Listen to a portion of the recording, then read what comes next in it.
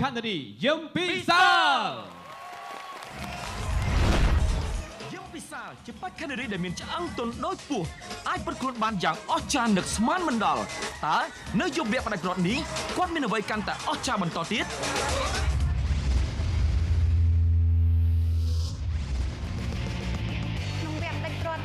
នាងខ្ញុំពិតជាមានអារម្មណ៍សប្បាយរីករាយធ្វើមែនទែន